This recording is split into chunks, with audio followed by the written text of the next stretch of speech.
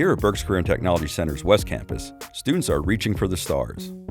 Precision Machining Technology has partnered with NASA's HUNCH program to give students a chance to create parts for the International Space Station.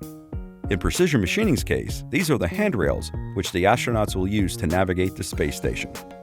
Students are given metals that are certified for aerospace quality standards, along with the schematics for the part from NASA.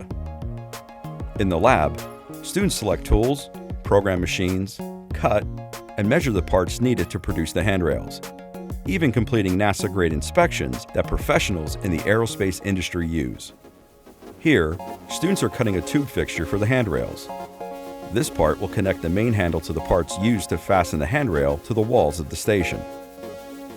Using a Haas 5-axis machining center, a machine found both in our lab and in industry, and the power of Master CAM, a computer-aided design and manufacturing software, in total, Precision Machining will create 30 pieces of flight hardware for NASA to use. Let's take a peek into what goes into making a side of the handrails. Students start off by milling the part to shape and giving it a flat surface. Once that's done, the students will mill a pocket into the part. This pocket will allow the handle to connect to the other part.